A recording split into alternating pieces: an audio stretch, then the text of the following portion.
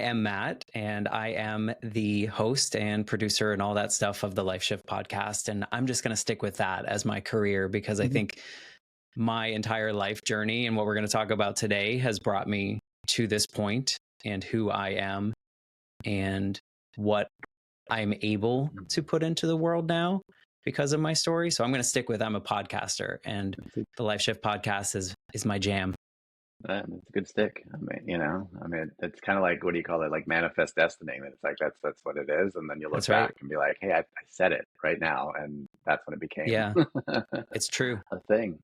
Got to lean into So, that. so where does your story begin, Matt? Well, just like everyone's story, it begins when I was born, but it was a rainy Tuesday. No, let's see. When I was a kid, the big event in my life happened as a kid. And so I had pretty much from the only time that I can remember, my family was a fractured family. And to me, in that perspective, that was just what it was. It wasn't sad. It wasn't, oh my gosh. But my parents divorced around the time I was like 6 years old. So I didn't really remember life with both parents together. And so that Yeah, was just normal for me. And a lot of people I talk to now that have experienced divorce in their family, it's more traumatic. But mine was just, that's what it was. that's what My happened. Yeah. grandparents were divorced before I was born. My parents were divorced before I really remember. And so that was my life growing up. And my primary parent, I guess, was my mother. And so I lived with her full time. And I would see my dad on the weekends or every other weekend. And then we would Mhm. go to McDonald's every Wednesday, which is super important in the 80s. Got to get those French fries. And so my life was fairly normal for me. And when I was 8, the summer that I was 8, my dad moved to Georgia from Massachusetts. We lived in Massachusetts. I lived there with my mom. My dad lived there as well. He got a job in Georgia. I believe he thought it was just going to be kind of this temporary thing, that he would be Mhm. there for maybe a year or two. I would see him on holidays. It wasn't really a big thing. I don't remember it being too traumatic. Yeah. But he moved to Georgia. I thought it was kind of cool. I got to go help him move in and whatnot. And my first plane flight. And that was back when everyone could go through security and everyone could stand by the gate. And so things were cool. And I went back over the summer because as kids, you have 10 weeks off. And so I Yeah. spent most of the summer with my father. And while I was gone, my mom and her boyfriend were going to go on their second cross country, like motorcade type trip, which was like a group of like 20 other, I want to say middle age. They were 30, but 30. it felt very old, right? When you're 8, 30 feels really old.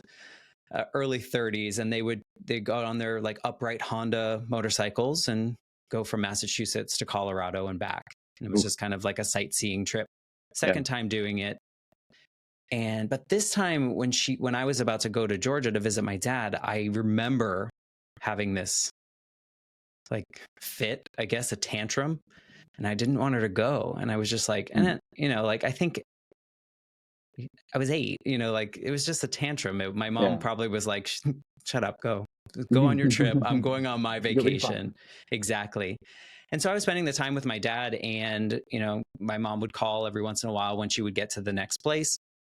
And I remember I had a call with her, and, they were going towards New York. So they hadn't gone very far, but they were going towards New York, and, ended the call. I love you, the normal stuff. The next day I'm at summer camp, and my dad's boss's wife picks me up, and I'm like, This isn't right. what's, but also I'm 8, like whatever. It's my boss's wife. And so she takes me to my dad's office, which was weird. So he normally picked me up. This was a couple hours before he would have picked me up. I remember walking through the office, and it was like really quiet. Everyone was kind of like looking at me, but also being very quiet and trying to be busy Yeah. looking, I guess, or, heads down. And I walked into my dad's office, and he sat me down, and he walked to the other side of the desk. And I remember him like sitting on the edge of the desk, and he was like, I don't know what he said, but he said basically that my mom had died in an accident. It was a single vehicle accident that hit an oil slick on the road, and both her and her boyfriend were killed in an accident. And at that moment, like everything stopped, right? Everything felt like my life was like I didn't know what was going to happen the next day Yeah. because she was my parent. She was the one that I lived with. That she was the one that took Yeah. care of me. My dad was still my parent, right? But I didn't see him very often, and he was living in another state. And so my life got really, really messed around at that point Yeah. in time. Well, it's kind of like, I mean, like almost like the end of your youth then, Oh yeah. it's like, like the pain begins and like, instantly, like you have to grow up. You're, like thrust into it. I agree. And I also think it's because it was late 80s, it was 1989. It was, late 80s, early 90s. Nobody was really talking about how to take care of a situation like this for a Yeah. kid, right? Yeah. And so I just remember everyone around me, it felt like their goal was to just make me happy or Yeah. to take me away from the sadness, but Yeah. not in a productive way, if that makes sense, because I don't think they had the tools. I don't Sure. think they were prepared, but it was very much like, oh, we'll go to Disney when the time comes, or we'll buy you things. We'll get you whatever video game or, and I don't think there was any malice in it or anything No, like it's just, that.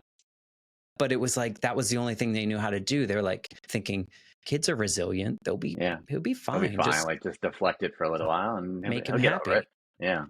But what that did, looking back, right? I'm 42 now, so I'm looking back at this.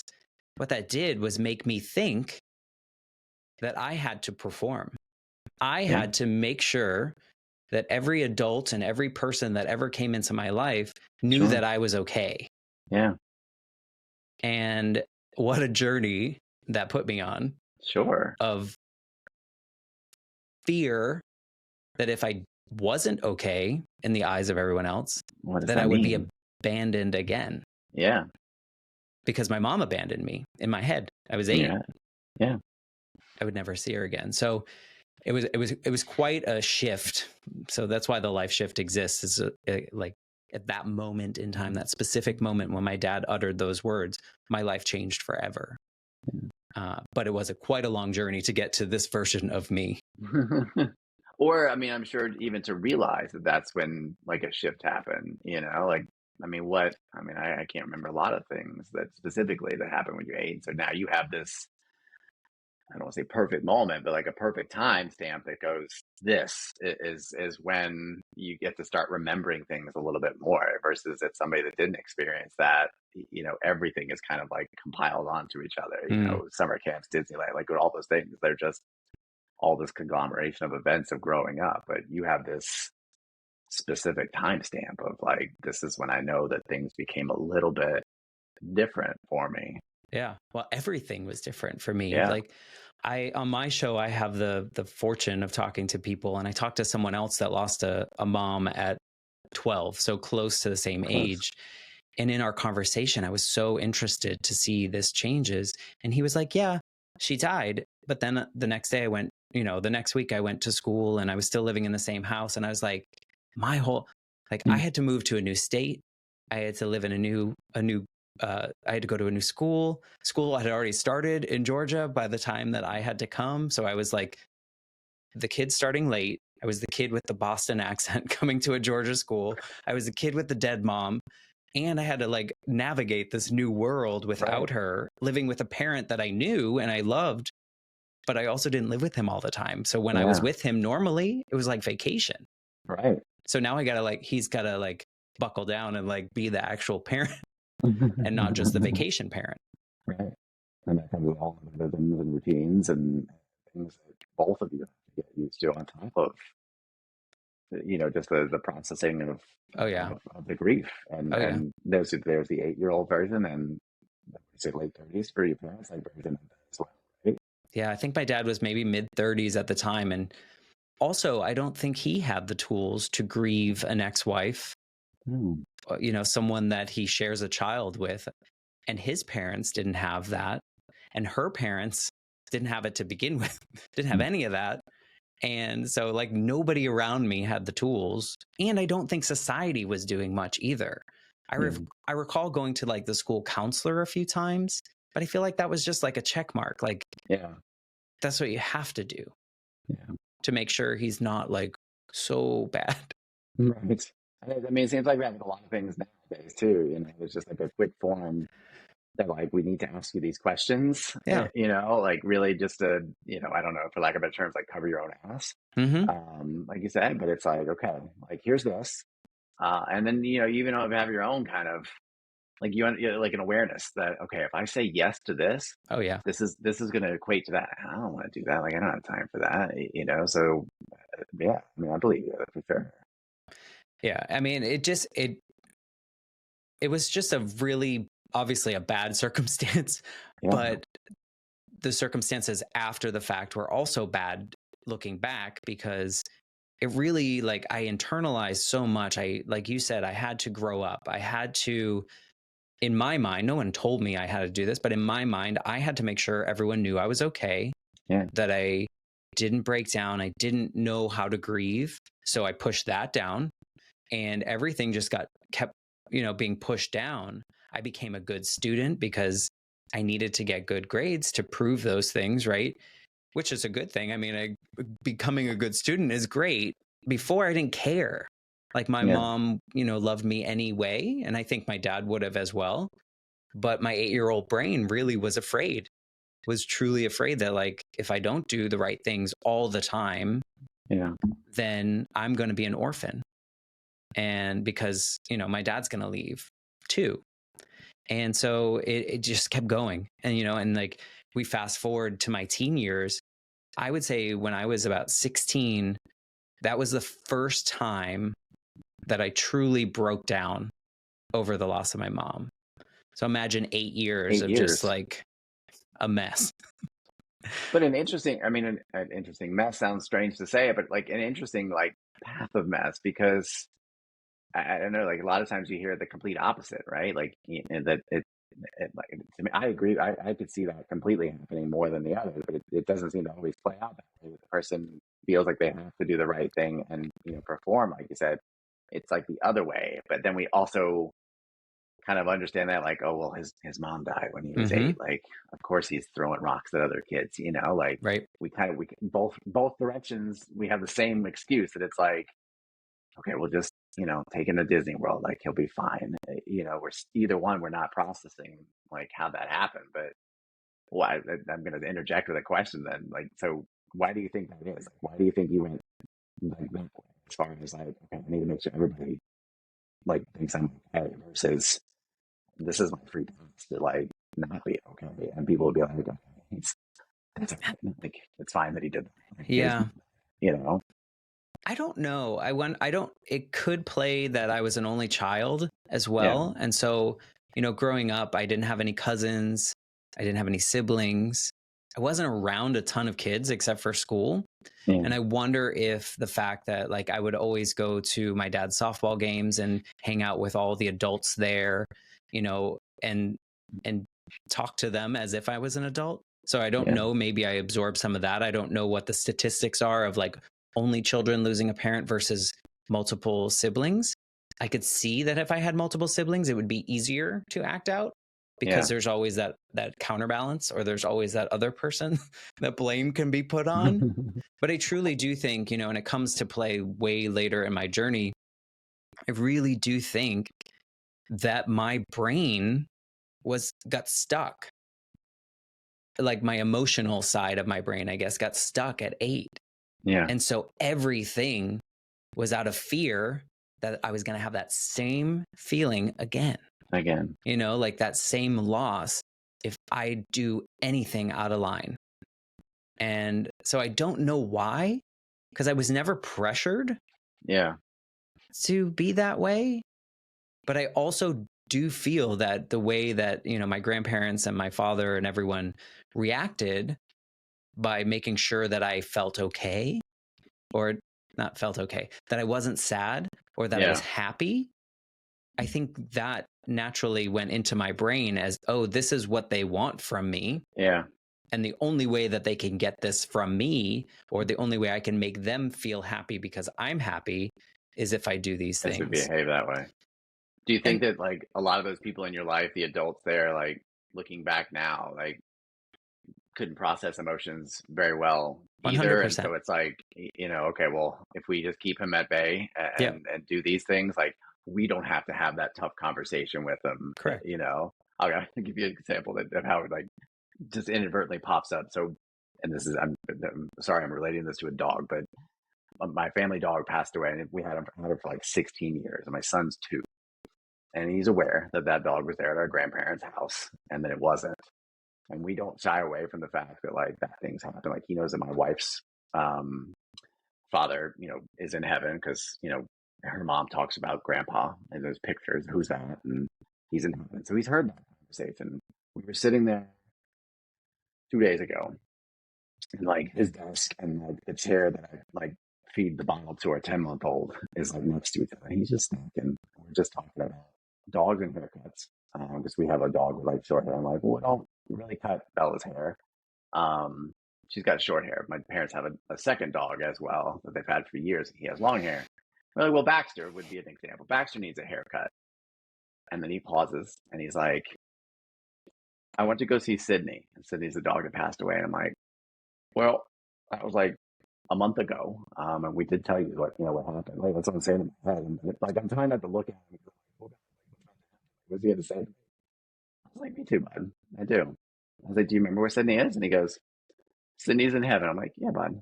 Yeah. And I'm like, this is going to get worse, isn't it? What are you going to do to me? And he's munching on his like raisins or whatever he was doing. He goes, I want Sydney to come home. And I'm like, yeah, I do.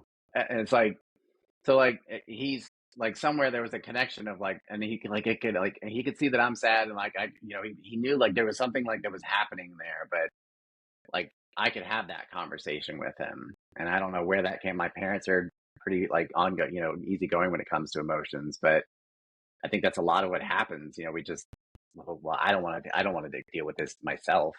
I for sure don't want my kid to ask that question because A, that means I have to process it. Right.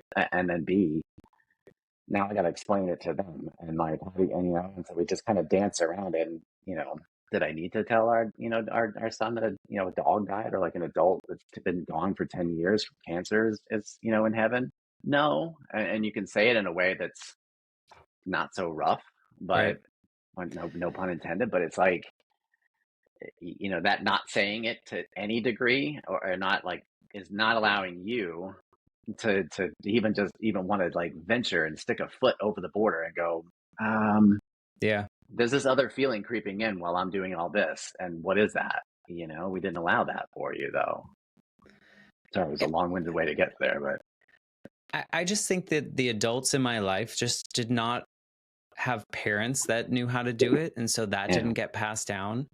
And I don't have any blame on anyone for that. In fact, my dad's mom became kind of like a surrogate mom for me. And until the day she died, she never would go into much detail about my mom because she was so close with her. Even though she was my dad's mom, she was really close to my mom, even after the divorce and all that stuff. And so she wasn't prepared even till the day she died. And, I just think that it's kind of like when people nowadays, when people are like, how are you?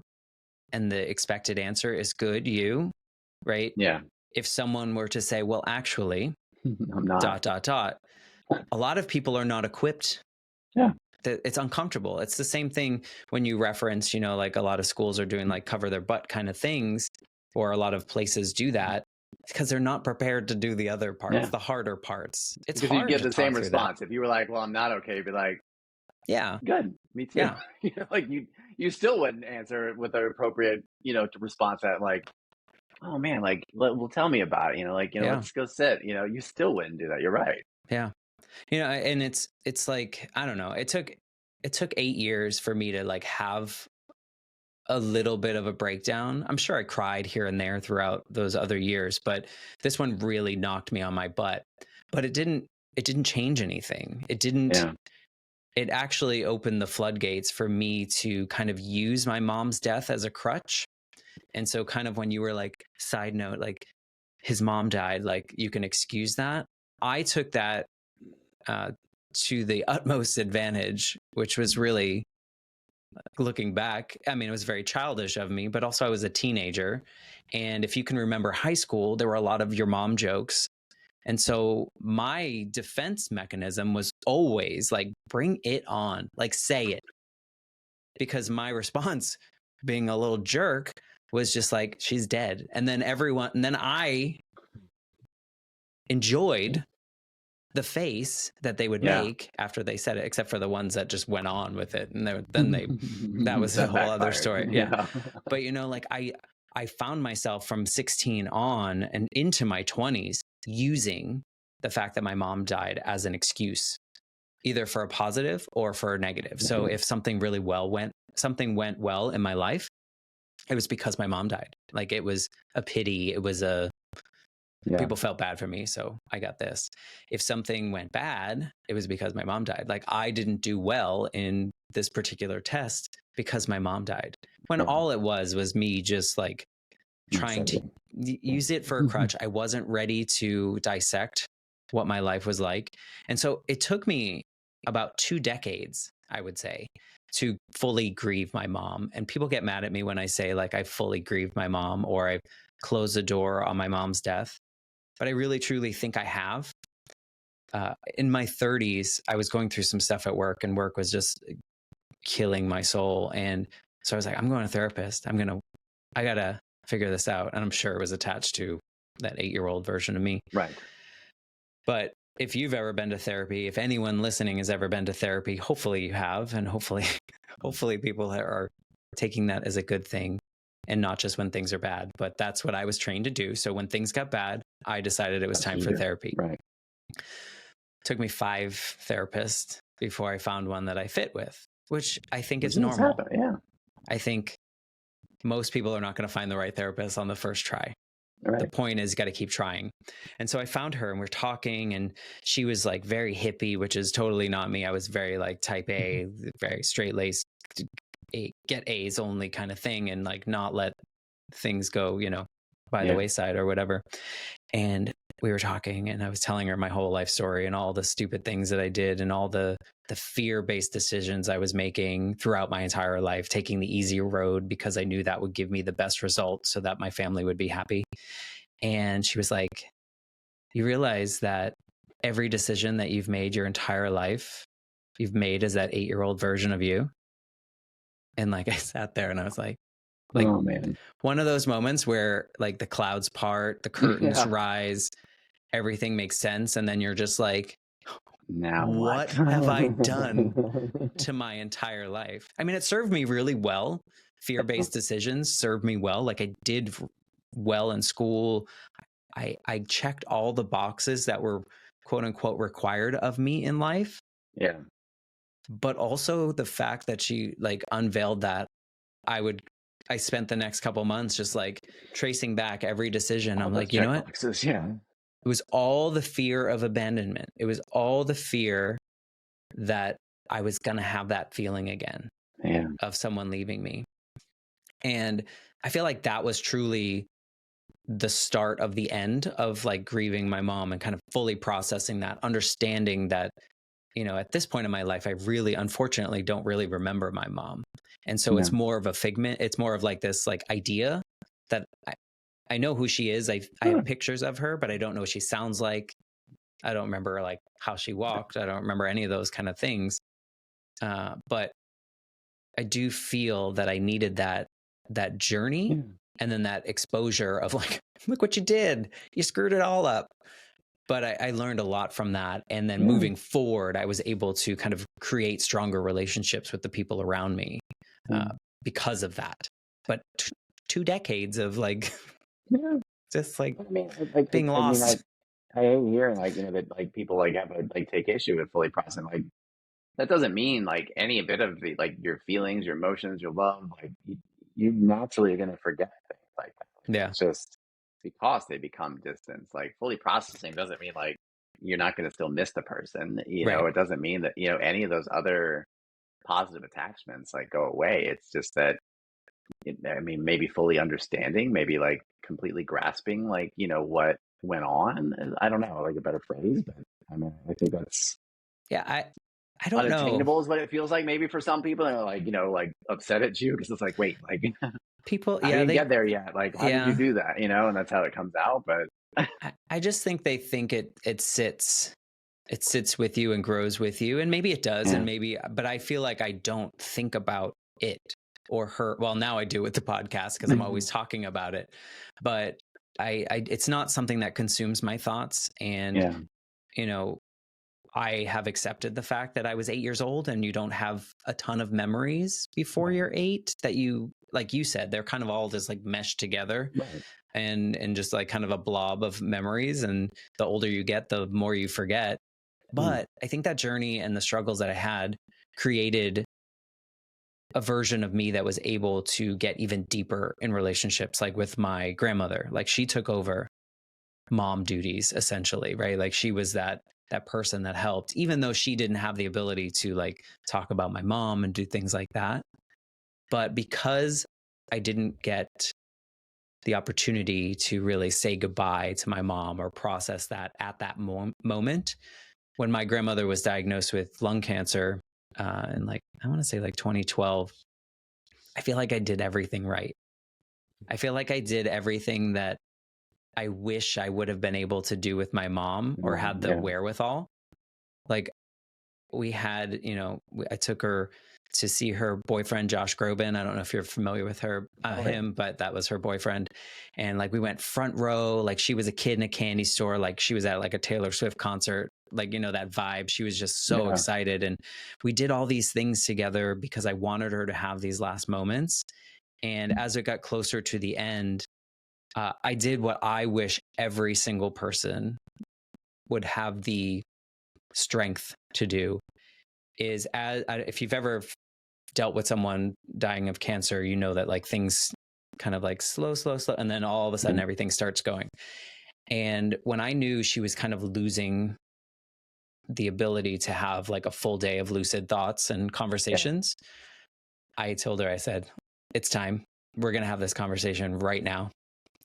And I sat down with her, and for probably a couple hours, we told each other every single everything thing that you possibly could. that we loved about each other, that we experienced together, that we were thankful for, that we were grateful for, Oof, to the point that when I left her apartment that day, I was fully convinced she was going to die and I was going to be okay because there was nothing left unsaid, right? There's, yeah, how many times have you heard people that are like, they say all the things at the funeral, or they're like, I wish I would have told them this. yeah, And I was like, had I not, quote unquote, failed my grief journey with my mom, I don't think I would have done that, yeah, and it was so valuable to me, and I'll never have a better moment in my life. I can't imagine. I mean, it was sad, right? But wow, fulfilling, yeah, yeah. like something that I wish everyone could have. And so as tough it was to have that long grief journey, I'm so thankful for what I've learned because of I it. was gonna say it was the lesson that you found in that.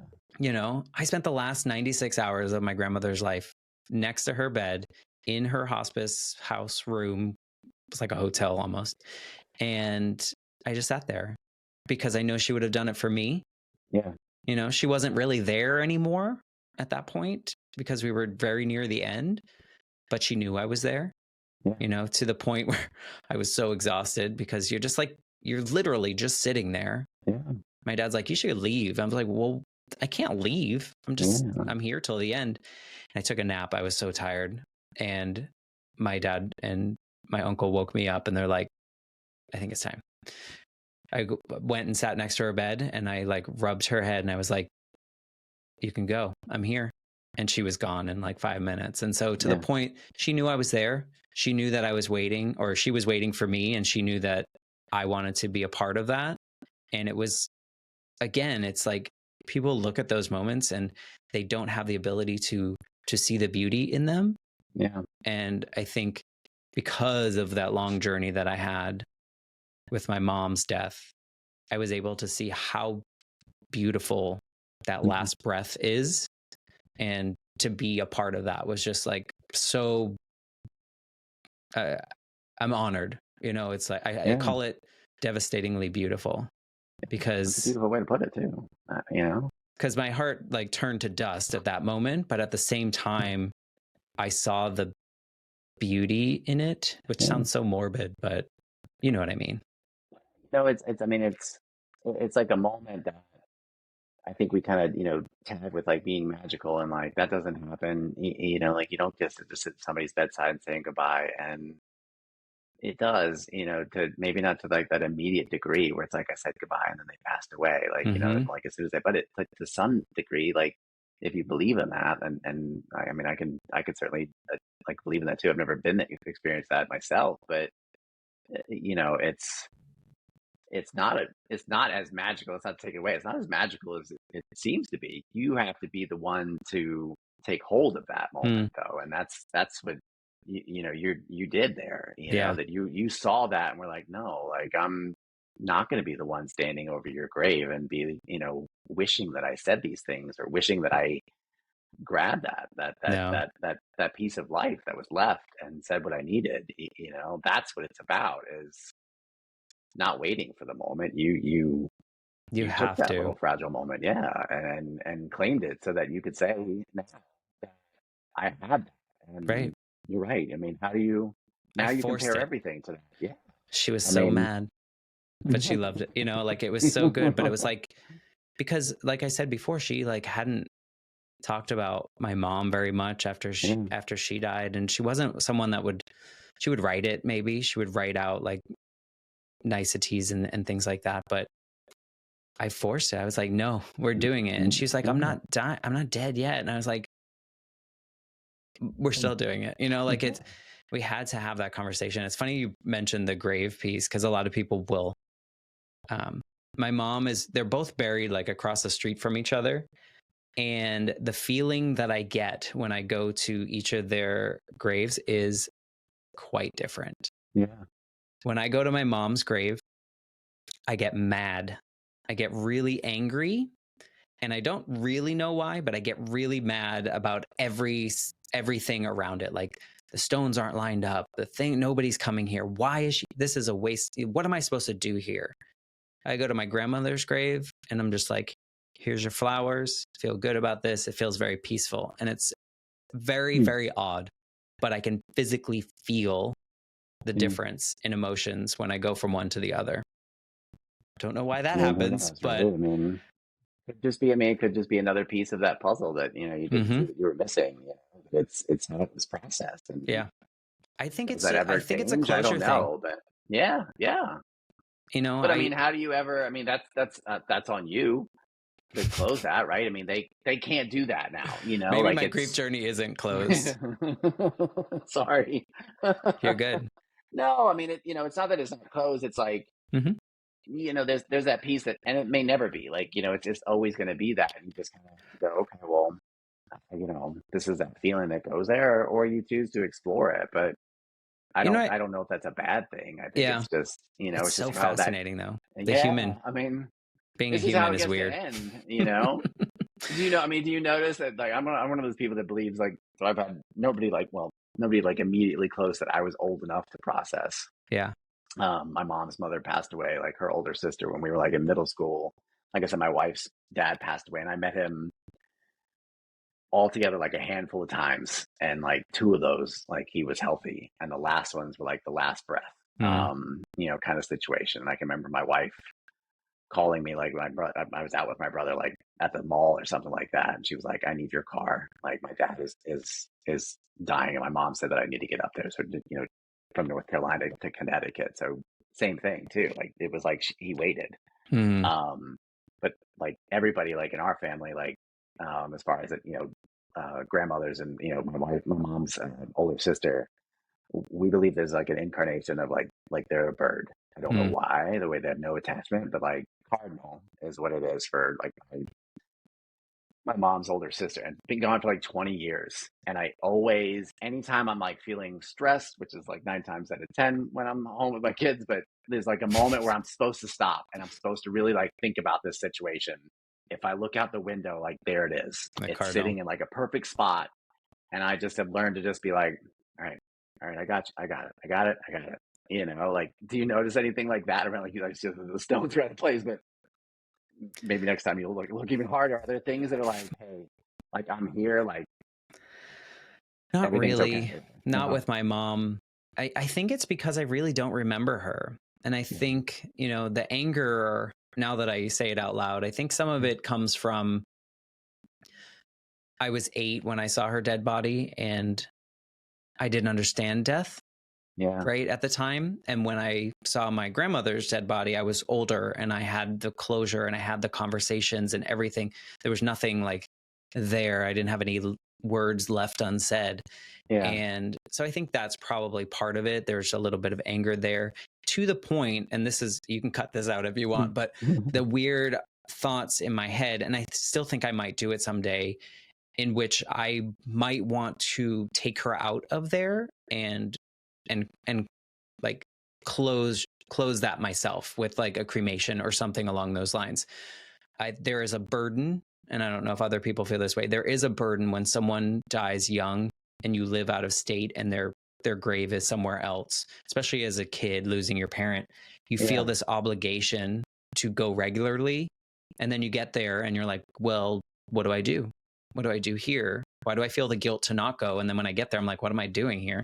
Yeah. So there's that component, and I think that someday that closure might come by me having enough money to do that. I can see that too. Yeah, I mean, it's something I mean, like I said, I mean, I haven't it's experienced weird. anything like that close to me, but Yeah, no, my wife's father passing away, like, we hadn't even gotten married. Like, like he knew that we were engaged. As lucid as I was or wasn't, yeah, but he at least knew that. But no connection with it. But it was like, here I am carrying a coffin inside a church with all these people that barely knew me. I got flung into when I first met her. It was like within a couple, we both met at like a training facility for the Montessori teachers that we were becoming. And like within like a year, it was like, you want to go to this wedding with my cousin? And it was like everybody was there. So I met everybody, but here is this guy who just met like a couple of years ago carrying a very important yeah. person's coffin. And so I'm So like weird. watching this funeral experience from a completely not, I don't want to say non-attached. That sounds very insensitive, but you know what I mean? Like Yeah, non-attached, like I can see it you're just performing just for being emotions. like what it is. And like my wife will tell you the same thing, that like the experience of like what happened, like the funeral part of it, from like the observing the body to the funeral. He was a fire, and towards the end of his life, last maybe I think 20 years, was like he was a chief of the fire department there where they lived. And so that comes with this whole like, and they lived in the same town for 30 plus years, so everybody in a very small town. But they didn't do that funeral for the family, they did it for the friends. My wife will tell you she would never. It's not that he didn't want that, but they knew that like the friends and the family around needed that.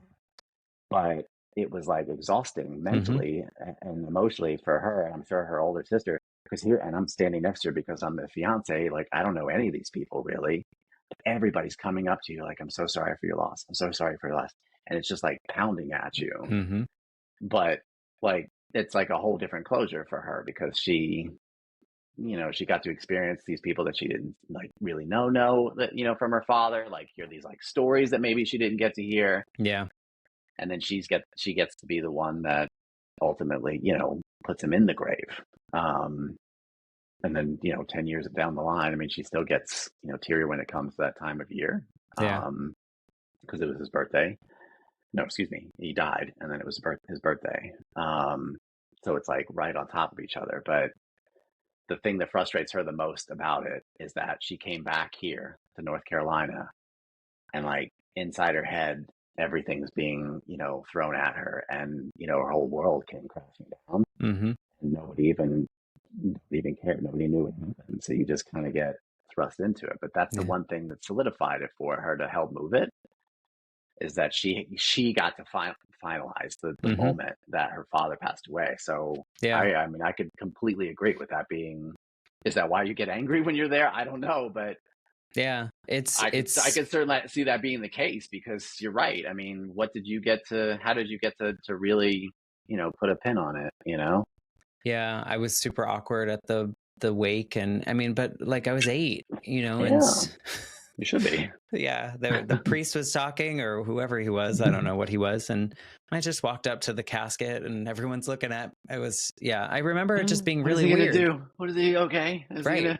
gonna? And then it's like, do we go up and get him? Like there's a lot of stuff that goes on with that, but it's just quite a journey. But Yeah, to your point, and the reason you have this show and the reason I have my show is that, like, we need to talk about these things, and so that yeah, the next time that some little kid loses his parent, we're equipped. We yeah. can say, like, don't Something. bottle it up. Yeah, Anything. Like, let's just talk about, you want to talk about her, and if they don't, then they don't. But yeah, like, open the door to these things. I think we're in yeah. a better space now in We 2023 are, that people are more willing to do so.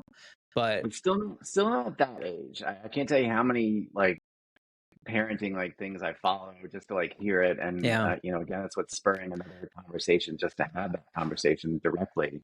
But it's still like a strange anomaly for it's like, well, your kid is acting out again. So we're talking about toddlers. Your kid's acting out because they haven't fully formed that reasoning skill, and right. you should be meeting them with compassion. And but no kidding, like Yeah, no kidding, like is it frustrating to watch him like tell me like back and forth, like I want to do this, no, I don't want to do that, and then you take it out, it's like no, I want to do, yeah, but step back for a second, like go back to the simple things like sleep. How many times it's like, oh man, like I guess you're not getting any sleep. No, but I'm also not staying up till 11 trying to like watch Netflix all night. right, I'm aware of the fact that I don't sleep well. Like name any adult that like has their like their schedule down pat and that skill learned. right, It's the same thing. Like, no, of course he's going to be upset and or she's going to throw a tantrum at that. They don't know what they're doing. right. So yeah, you have to have that conversation. Does it have to be like, yo, your mom's dead, deal with the kid? No, you could certainly say I it don't in a think way anyone that's said like, that to me. That would be yeah, terrible. right, but you know what I mean? Like, it doesn't have to be this like harsh, full Yeah, on. There is a way to say it, but you're right. I mean, if you don't say it at all, though, yeah. you have an adult that doesn't know how to do that all over again. We never, you never close that chapter, and we're like, okay, this ends with my decade and my generation. Yeah, My kids or the kids that I'm interacting with, if I'm a grandparent, are not, because they're going to hear that. I hope so. I tell my Yeah, I tell my kid, I mean, like he knows, like if one of my wife does this, he'll look at it and be like, "Is mommy okay?" I'm like, "Yeah, she's fine. She's just tired, yeah, or not." Like right. we'll tell him we're okay, just a little tired, a little Yeah, tired, a little sad. That moves mountains for an adult later on in life. He'll be like, is he going to be like exactly. way oversensitive? Maybe, but I'd rather him be Maybe not. sensitive than not. Like I just feel we're like afraid if of that. I was 8, so if someone talked to me, I think I would have wanted to know the details, because what Yeah, happened is, like, she was in a motorcycle accident, so she died from her injuries. It was an open casket, so I saw makeup covered up injuries. Nobody talked to me about that, yeah, or I would say, like, this was back before they like glue. This is getting really morbid. Before they glued eyelids shut. Now, back then they sewed them, so I was confused as to why there were stitches. I was, and so if someone would have been like, okay, here's the whole deal. here's what Here's this how, means. because growing up, I would convince myself, this is grief talking, but I would convince myself that that wasn't really her in there. I would Sure. convince myself that she was in witness protection and she was going to come back someday, until I was 18 and I contacted the hospital she died in. And I was like, send me the autopsy. I need the whole thing. And I don't know that I wanted to read that when I was 18, but that was how I knew that all of it was true. If other people had just explained that to me as a kid, maybe not in so many details that the autopsy goes into, but at the same time, like, this is how she actually died, I think it would have made more sense. It would have been more helpful to me. But again, people didn't have the tools. They didn't understand how to do that. And they were uncomfortable talking about it themselves. So, we can't fault anyone from that. But this journey, just to kind of wrap this up for you, the journey really has taught me who I am. And and it's weird to say this, but like, I wouldn't change a thing. If I could go back in time and my mom didn't die, I wouldn't be this person.